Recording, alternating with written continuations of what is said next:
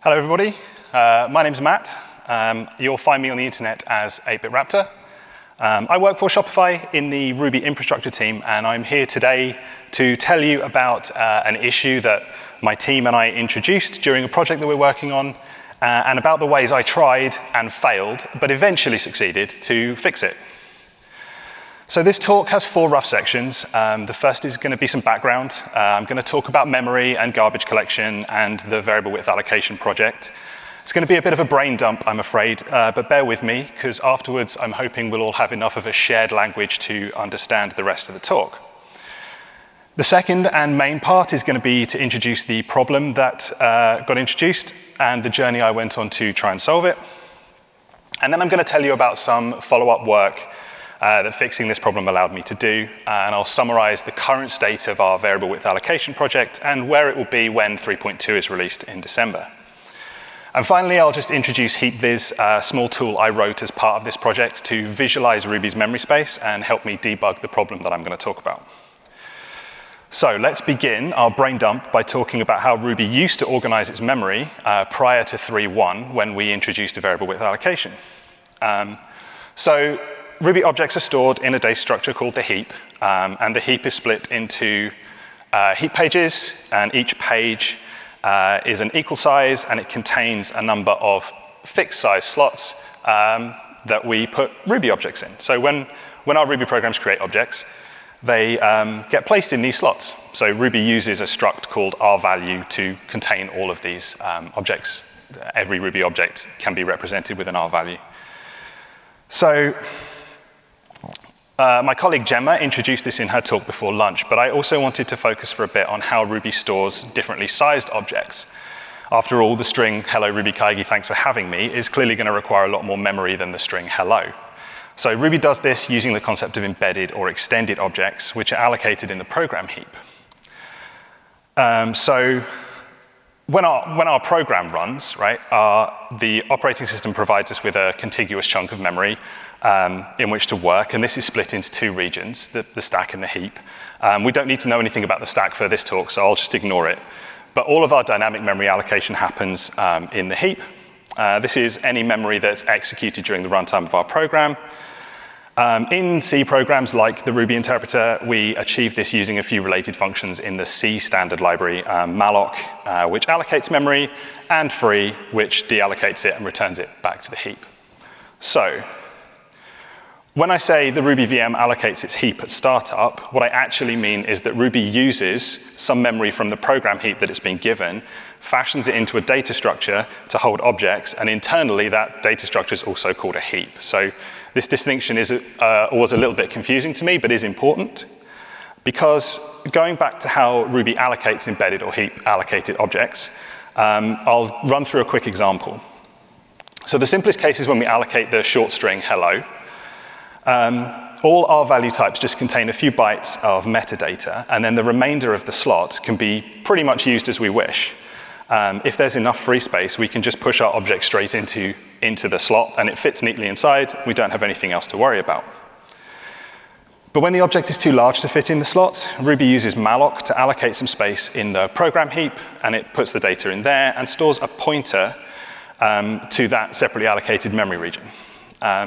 And then it changes the metadata in the head of the object just to remind us that it's not an embedded object anymore. So this model of using fixed size slots and extended slots is kind of convenient. It's reasonably simple to implement, and because the slots are a known size, it means that a lot of our operations that we do over heap pages are kind of simple. But there is a trade-off with this, and to talk about the trade-off, I need to talk a little bit about CPUs. So data resides in several locations, and those locations increase in both size and access time, the further away they are from the processor's cores. So CPUs have several levels of cache, and after that there's our system memory. So level 1 cache is the smallest and the fastest, and RAM is, like we have a lot of RAM, it's quite large, but it's really slow, comparatively. Oh.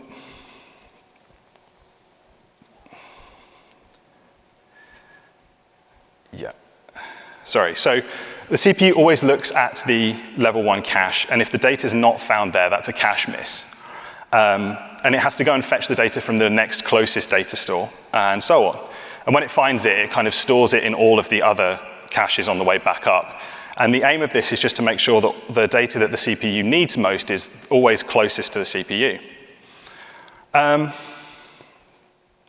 Yeah, and poor cache performance will impact the performance of our programs. So what happens when a CPU does like a cache read? When a CPU reads data and loads it into its cache lines, it'll read a fixed amount of data each time, and we refer to one of those fixed size reads as a cache line. So we can see with a fixed size read like this, data that is far apart or fragmented across the heap is going to require more reads for us to cache it ready for use. So because cache misses are slow, a good optimization for our programs is to try and ensure that the memory we use sort of together is laid out contiguously in memory. And the goal is to just make the best use that we can of each cache read, so we get more memory in. And this property of the distance between related data we refer to as data locality. And this is where our main trade-off with heap allocated objects is. So our values that contain pointers out to the program heap are said to have poor locality. So every operation we execute that's going to read that object will require more reads in order to get it closer to the CPU. At Shopify, we've been working on a project called variable width allocation, and the main goal of this is to make Ruby faster by improving the data locality of Ruby objects in order to reduce the number of CPU cache misses. We're doing this by modifying the heap so we can embed much larger objects, reducing the number of times we have to heap allocate and store those pointers, and so therefore reducing the number of cache misses when accessing those later. I'm going to talk a bit more about the implementation of variable width allocation in the next section, but some of our early performance numbers have been pretty positive. We've got one topic left to cover quickly before our background is complete, and that's garbage collection. So Ruby's garbage collected. As we probably all know, we don't have to, or allocation and deallocation of objects is handled for us by the interpreter. As Ruby programmers, we don't need to concern ourselves with malloc or free or any of those things. We just create stuff and worry about it later. So Ruby has a GC. It's known as a tracing GC, which means it traces live objects through a graph of references.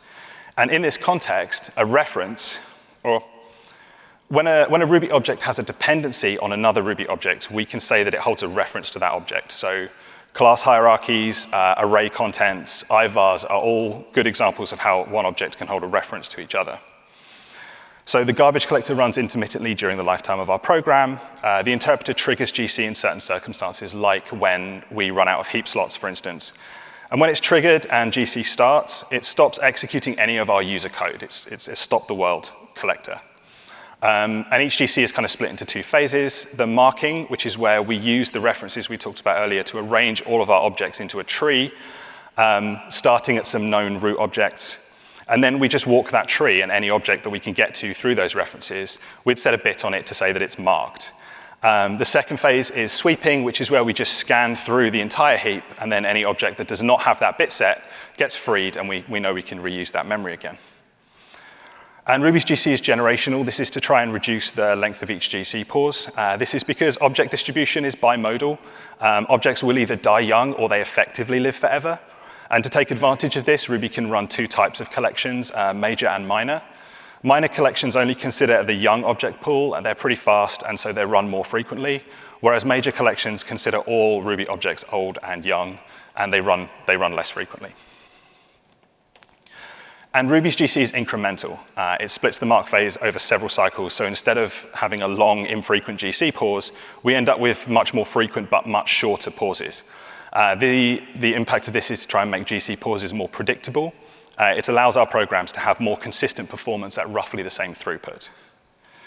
And finally, Ruby's GC is compacting, and this is what I want to spend a bit more time on. So when a heap is managed automatically using GC, there can be a lot of churn. Objects are allocated and swept during our program's runtime, and this can leave gaps in the heap. We refer to memory like this, with low density like this, as being fragmented. So compaction is the process that just moves objects around in order to plug gaps introduced by GC. The outcome of compaction is a much smaller memory space with much higher density. So a properly compacted heap means our Ruby applications use less memory, and they're also more performant because there's less chance of a CPU cache read caching a big chunk of unallocated memory. Ruby uses an algorithm to do compaction called the two-finger algorithm. This is a two-pass algorithm well-suited for heaps that contain fixed-size objects. We call it a two-pass algorithm because it has to scan the heap twice. The first scan is where object movement happens. We use two cursors. The scan cursor, which starts at the bottom of the heap and moves way up, and the compact cursor, which starts at the top of the heap and moves its way down.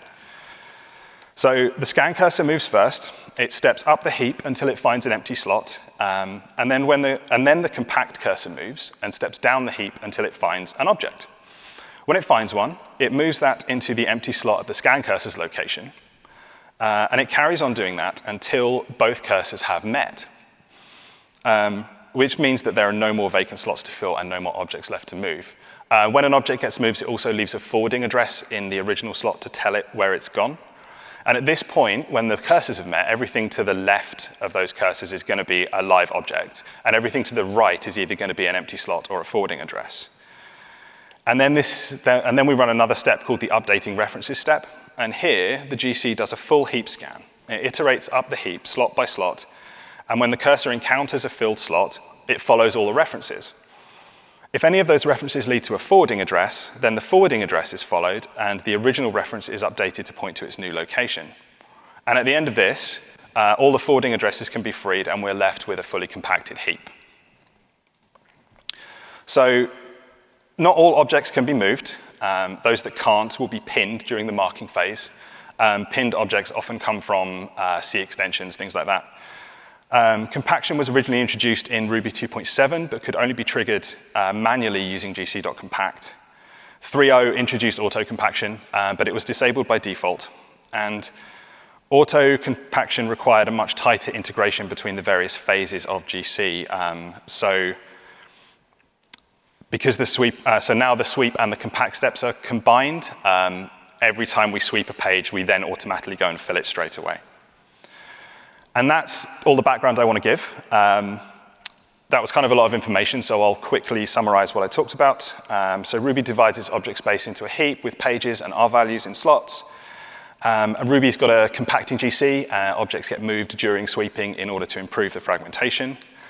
But objects individually can have poor data locality because of this distinction between embedded and extended objects.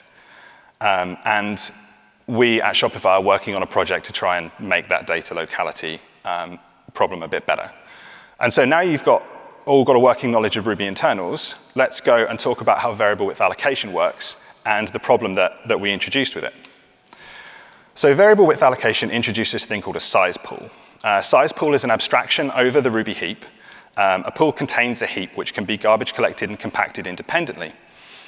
Size pools allowed us to have multiple heaps, with each heap having a different slot size. So 5 size pools were introduced with Ruby 3.1, with slot sizes set to multiples of the default slot size of 40 bytes.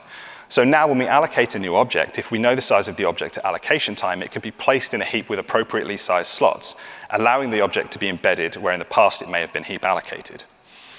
So this diagram shows an uncompacted Ruby object space with variable width allocation turned on. It's the output of the heap viz tool I mentioned at the start of this talk. The size pools are differentiated by color and ordered by slot size. So you can see the colored areas are filled slots, the white areas are empty slots, and a vertical line is kind of a heap page. So exact sizes and numbers aren't really important. This is just a bit of a visualization. The introduction of size pools broke GC compaction, but not in a like test failure, everything's red sort of way, just in a it's not quite doing what you think it's doing anymore sort of way. And so this is what the compacted heap looked like. We can see some slots are now black. Those are the pinned objects I mentioned earlier on.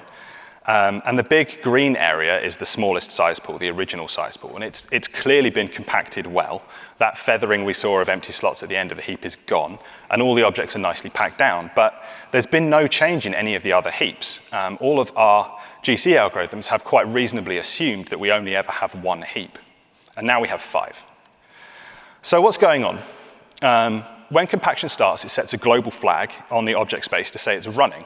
And when the cursors meet, this flag is toggled false to signify that we have nothing left to move and can move on with the rest of the process.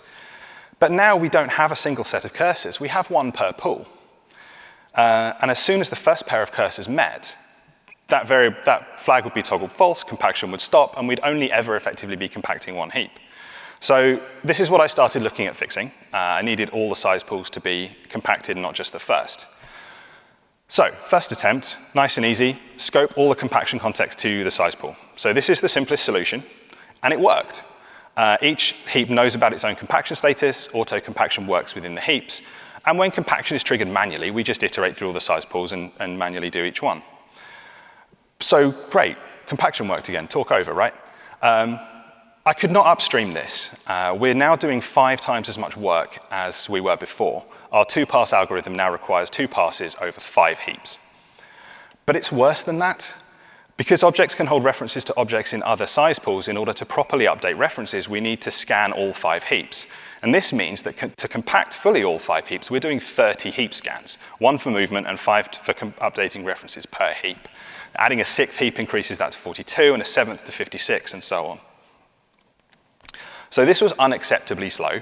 And in addition to this, there are a couple of other challenges with implementing compaction across multiple heaps, and this solution doesn't do anything to address either of them. We said previously that we can use VWO when we know the size of the object up front.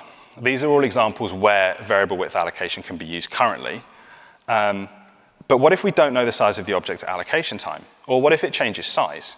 We know we can create arrays and then push stuff into them, and we can shovel new content into strings. Many objects in Ruby are mutable and have their memory requirements changed. So how do we handle the case where an object no longer fits into the size pool that it's been assigned? So because Ruby supports this difference between embedded and extended objects, we already have a limited way of resizing an object. So when we shovel more content into an embedded string, thus that it would overflow the slot, then Ruby converts that string into a heap allocated string, allocates a buffer, copies the string data there, and then replaces the embedded data with a pointer. But as we've also discussed, changing an object from embedded to heap allocated will lose the inherent locality benefits provided by it being embedded. And as well as this, there's wasted memory, which having multiple heaps with different size slots exacerbates.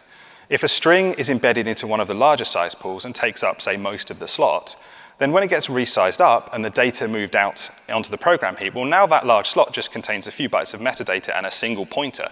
Most of that space is wasted.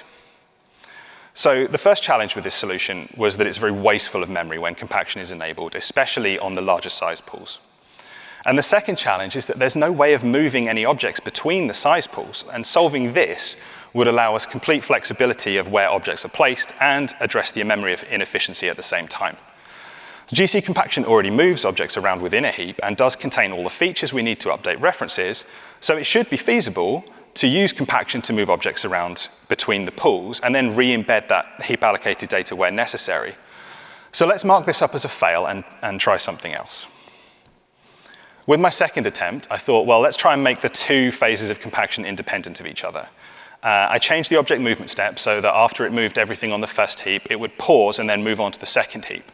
And it would only update references once we've moved all the objects on all of the heaps. And this buys us a couple of things over the previous naive approach. It's much quicker. Because object movement has happened on all the heaps before we update references, we only need to do it once rather than once per pool. And this means far fewer heap scans, so we save a lot of time. And this approach allows some limited movement of object between the pools. Because updating references happens at the end, when the algorithm is looking for an object to move into an empty slot, it could check the compact cursors of the other heaps to see if there's anything better suited to move into this heap before it just checks its own compact cursor. But even still, this is not a perfect approach. The algorithm is much more complex. We either have extra state to manage, or we need to implement object movement recursively. But we do have extra heaps, so maybe some extra complexity is inevitable. But the movement between heaps that this allows us isn't really very thorough. It requires a lot of extra work to check all of those other cursors every time. And because those heaps are still being processed sequentially, objects can only really move in one direction. If the first heap being processed gets filled during compaction, but there are still kind of objects that wish to move into it, then there's nowhere to put them. We just have to stop.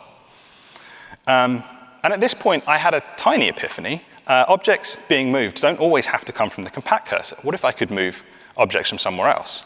So what I wanted was some way of flagging all the objects that wanted to move between pools so that I could be dealt with first. So if I treat all these objects separately, then I'd know that all the objects were always in the right place. So I gave each size pool an inbox, a queue of objects that would always be processed first when compacting, and I tested it with strings, changing the way that strings were resized so that whenever an embedded string was resized and evacuated to the heap, we worked out which size pool, if any, it wanted to go into, and we pushed a pointer to that string into the size pool's inbox. Oh. And now when we're moving objects, instead of moving the object pointed to by the compact cursor, we can just pop a reference off the inbox and find that object and move that instead, and then re-embed the data where necessary. So I was initially pretty pleased with this approach. It's easy to reason about. It was quite fast. But as I was implementing it, it soon became clear that this wasn't good enough either. So firstly, the extra memory usage and overhead of managing that new data structure per size pool was really large. Like, we needed to decide how much memory to allocate for it, what to do if it fills up, what to do if there's not enough free space in a heap to completely empty the inbox. Like, we have to keep all those object references around until the next GC run. And what if the objects that these references point to get swept, and then we have to prune the references in the inbox as well? So this is a really complicated solution. There are a lot of places where it can fail. And secondly, why does the code that resizes a string have to care about heap pages or slot sizes or inboxes? So in order to support inboxes, I ended up leaking a load of GC abstractions outside of the GC. And now anywhere in the code that resizes anything is going to have to remember to also push a reference into an inbox, or we lose the benefit of variable width allocation. I sat down with my team, we talked about the way it worked and the complexities of finding the most appropriate thing to fill a slot. And at some point, the question was asked, like, why can't we just ask the objects where they want to go? All of my previous approaches, and as well as the current compaction algorithm, work by walking up the heap until we find a slot to fill, and then asking the question, what object can I use to fill this slot? But what if we reversed the cursor movement, and we walk down the heap until a movable object is reached, and then ask, where's the best place to put this? An object already has all the information required to calculate its own size, so it knows what size pool is going to fit best. So this became my fourth and final attempt. So let's take a look at how the new algorithm works. We still need to compact all the heaps. So starting with the first, we move the compact cursor until we reach an object. We inspect that object and calculate its size, and from there, it's placed into the optimal heap.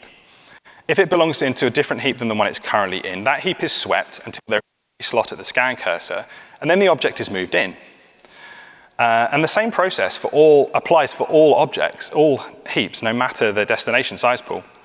And because objects can already hold references across size pools, changing this algorithm has no impact on the update references step. So this does give us a lot of benefits. It's almost as fast as the existing compaction algorithm, because the extra amount of complexity is kind of negligible, just a small calculation to determine how large the destination slot size needs to be. All the other parts of the algorithm can be managed by restructuring the existing code. There aren't any extra data structures to manage, and there's no extra state to keep hold of between compactions. And we gain a much more natural approach to moving objects between size pools. I put a PR together implementing this. I wanted to keep the change set small. So for this first PR, we don't actually do moving objects between the pools. The destination pool is configured to always be the same as the source pool. But we have exposed this hook into which we can insert our size calculation. I tried not to lose sight of the fact that at this point, my primary motivation was just to get compaction fixed, and this PR does that. So going back to our visualizations, this is our compacted heap before my change, and this is after compaction on my branch. Like, we can hopefully see how much more compacted the upper pools are now. So caveat, it does still look like there are some blank pages in the upper pools. This is actually a limitation in HeapViz, my visualization tool. It orders heap pages by address, and some of the heap pages that are created after the initial heap is built at startup aren't guaranteed to be contiguous in memory. And as yet, HeapViz can't account for that. But hopefully, it should still be obvious that the heap is much more compacted than it was previously. So finally, I had some success. And this was merged in April this year. So when Ruby 3.2 is released in December, compaction is going to be using this new algorithm. So riding high on the success of fixing compaction, I moved on to actually moving objects between size pools. I started with strings, and thanks to the work already merged, the new patch was really small. There weren't a lot of changes required in order to just implement string movement between pools. The patch was bigger than the code on this slide, but honestly not by much. And this feature was also merged in time for the Ruby 3.2 release. So alongside this, the rest of my team worked on writing all the extra code necessary to add object movement to the other objects for which variable width allocation is already implemented. So when Ruby 3.2 is released, we're going to have better support for larger sized embedded objects. Currently, classes, strings, arrays, and objects have all been changed to use variable width allocation where appropriate. We're currently working on hashes. I'm currently working on hashes. And we're also investigating whether we can get iSeeks working as well. All of these types support compaction and cross-object pool movement when required. So riding high on the success of finally fixing compaction and building a robust solution for object movement between pools, all that remains now is for me to just tell you a little bit about HeapViz. I've used a few of these diagrams in this talk. I like to work through problems quite visually, so to fully understand what compaction is doing or not doing, I needed a way of being able to just visualize the memory space like this. And back in 2017, Aaron wrote a blog post called Visualizing Your Ruby Heap, where he wrote a script to walk through the output of objectspace.dumpAll to just produce a diagram of a heap very similar to the one that in this talk. I was quite inspired by this, and it was really useful, so I built something very similar. I had to update it for kind of modern Ruby. The heaps changed a fair bit in the last 5 years. I also had to include support for size pools and multiple heaps. So I packaged all of this up as HeapViz and released it as a gem. It does only work on Ruby's main branch right now because I had to teach objectspace.dumpAll about size pools. But when 3.2 is released, again, you'll be able to use this without having to build Ruby from source. It's on GitHub, and as always, patches are very, very welcome. I hope it's as useful to at least one of you as it was for me. And that's the end. So I hope you found my journey through Ruby's garbage collector interesting. All that remains is just for me to thank the organizers of RubyKaigi for letting me come up here and tell you my story. Thanks to my team for being awesome. And thank you, everybody, for your time.